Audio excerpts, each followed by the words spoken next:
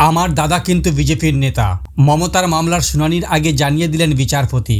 মঙ্গলবার শুনানি শুরুর আগে বিচারপতি কান্ত মামলাকারীদের উদ্দেশ্যে বলেন, আমার মেরিট বা শুনানিতে যাওয়ার আগে আমি একটা বিষয় স্পষ্ট করতে চাই, আমার দাদা বিজেপির সর্বভারতীয় মুখপাত্র। ভবানীপুর বিধানসভা নির্বাচনী ফলাফলকে চ্যালেঞ্জ করে ইতিমধ্যে কলকাতা হাইকোর্টে দ্বারস্থ হয়েছে মমতা বন্দ্যোপাধ্যায়। মঙ্গলবার সেই মামলার শুনানির শুরুতেই বিচারপতি গৌরাঙ্গ কান্ত জানান, তার দাদার সঙ্গে বিজেপির সম্পর্ক আছে, তিনি বিজেপির সর্বভারতীয় মুখপাত্র। তারপরেই বিচারপতির প্রশ্ন, সেই কারণে তার মামলা শোনার কোনো আপত্তি আছে কিনা। বিচারপতির প্রশ্নে মমতার আইনজীবী কল্যাণ বন্দ্যোপাধ্যায় জানান, তার কোনো সমস্যা নেই। মামলাকারীর আপত্তি না থাকায় বিচারপতি কান্ত শুনানি শুরুর অনুমতি দেন। তিনি বলেন, এই বিষয়টি আগে থেকে জানিয়ে রাখা ভালো। এই বিষয়টি জানানো আমার দায়িত্বের মধ্যে পড়ে, আমি নিজের কর্তব্যবোধ থেকেই বলেছি। বিচারপতির কথা শুনে কল্যাণ জানান, বিচারপতির প্রতি তার সম্পূর্ণ আস্থা রয়েছে। কল্যাণের কথায়, বিচারপতির ওপর আমার আস্থা এবং শ্রদ্ধা রয়েছে।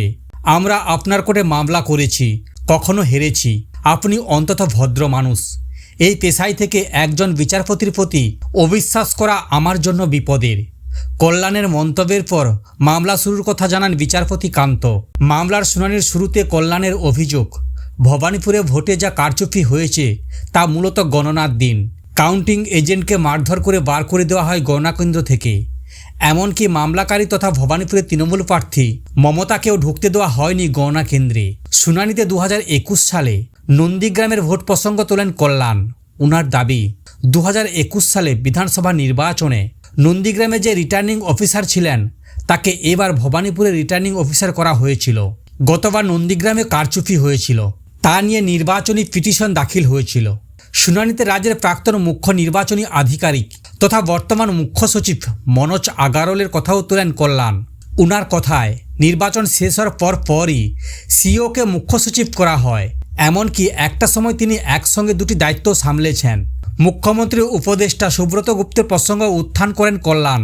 বিধানসভার ভোটে কমিশন তাকে বিশেষ পর্যবেক্ষক করেছিলেন।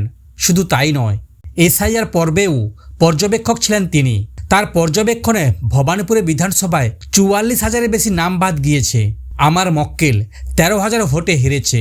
কল্যাণ এও জানান, ভোটের সময় ভিন রাজ্য থেকে পর্যবেক্ষক নিযুক্ত করা হয়েছিল। মমতার আইনজীবীর আবেদন, নির্বাচনী পিটিশনে কখনো নিষ্পত্তি হয় না। আমরা আদালতে এই মামলার দ্রুত শুনানি করে আদালত সিদ্ধান্ত জানাক। কল্যাণের নির্দেশের পর আদালত কিছু নির্দেশ দেয়। বিচারপতি কান্ত জানান, গণনা কেন্দ্রের সমস্ত CCTV camera, ballot unit, control unit, VVPAT machine সব সংরক্ষণ করতে হবে। কোনো কিছু নষ্ট করা যাবে না। নির্বাচন সংক্রান্ত সব কিছু সংরক্ষণ করে রাখতে হবে। 3 সপ্তাহ পরে এই মামলার শুনানি হবে।